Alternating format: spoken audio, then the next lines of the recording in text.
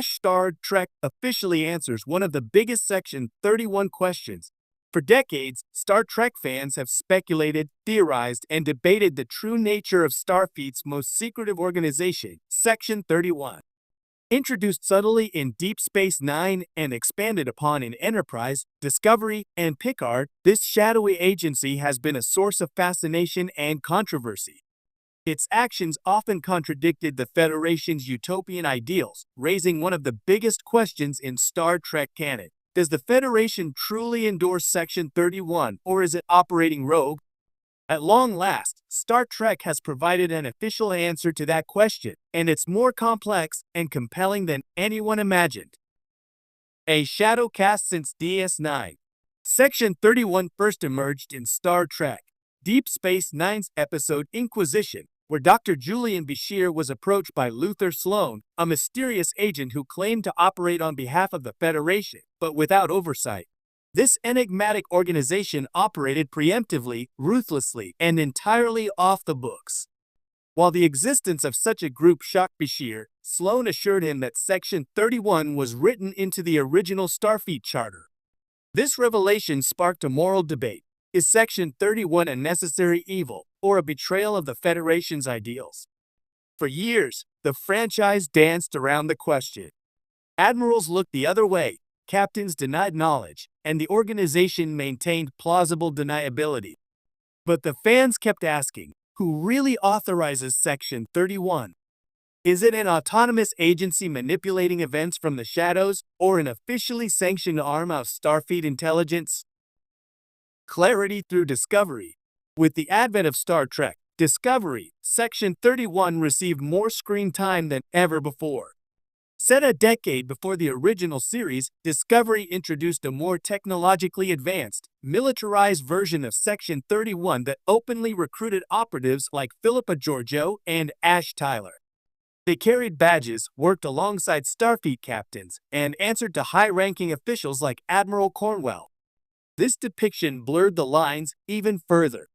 Section 31 was no longer just a whisper in the shadows, it was a functional, albeit controversial, branch of Starfleet. Yet by the end of Discovery's second season, Section 31's AI threat control nearly destroyed all sentient life. This catastrophe led to the organization being restructured, effectively disappearing from the public eye once more. The events of Discovery made it clear that Section 31 wasn't fully rogue. It had funding, leadership, and even operatives on Starfleet vessels. So, was this the Federation's dirty secret all along? The answer revealed in Star Trek Picard. Star Trek Picard Season 3 finally delivered a game-changing answer, and it came not through espionage or secrecy, but through bureaucratic revelation. In Episode 6, The Bounty, Worf and Raffi infiltrate Daystrom Station, a Starfleet black site operated by none other than Section 31. It's here that the true scale of Section 31's resources is revealed. Experimental AI, biological weapons, and even the preserved body of Jean-Luc Picard, all stored and maintained under Federation oversight. But the key moment comes when Worf states plainly that Daystrom Station is run by Section 31, under Starfleet Intelligence Authority. No denials. No euphemisms. Just facts. This line was subtle, but seismic. It confirmed once and for all that Section 31 is not a rogue organization. It is officially part of Starfleet Intelligence. Not some fringe group twisting the law, but a sanctioned agency acting with the quiet approval of the highest authorities in the Federation.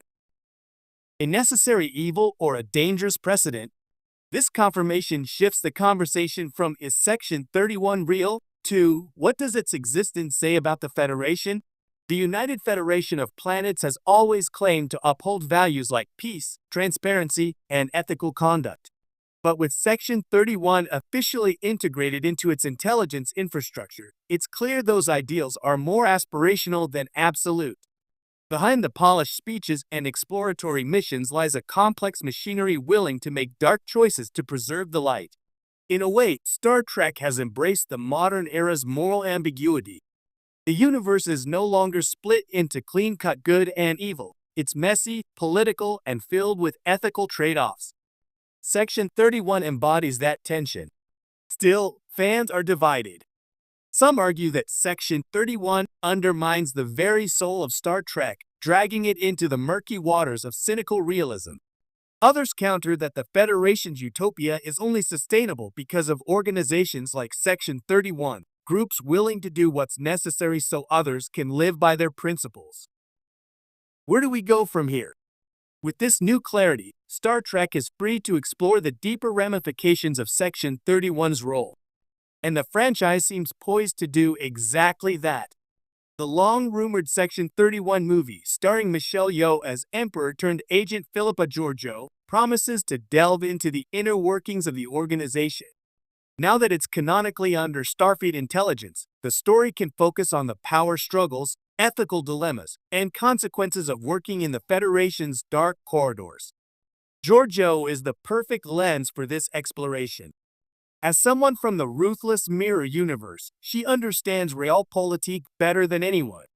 Watching her clash with the Federation's lofty values and perhaps transform in the process could create one of the franchise's most compelling arcs.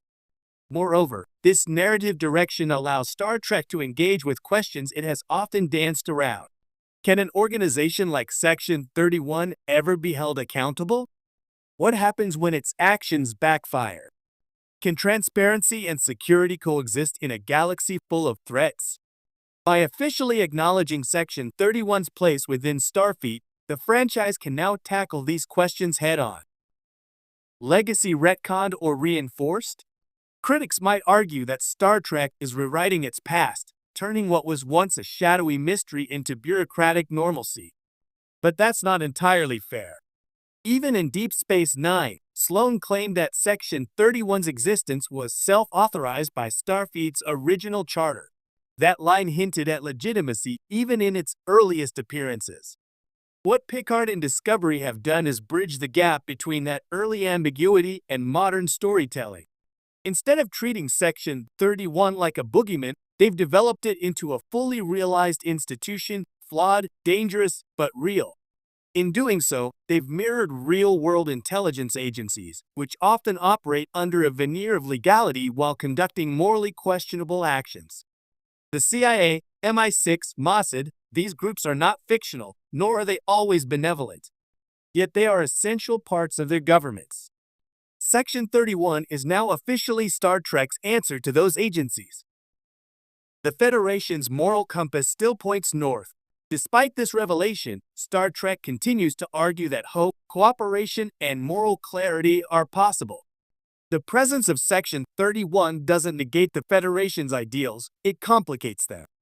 And in that complexity lies the heart of good science fiction. Characters like Jean-Luc Picard, Benjamin Sisko, and Michael Burnham have all wrestled with these ethical challenges. Whether it's turning a blind eye to morally dubious allies or sacrificing personal ideals for the greater good, Star Trek has always been about the cost of doing the right thing. Now, with Section 31 out in the open, that cost is more transparent than ever. Conclusion: the truth in the shadows.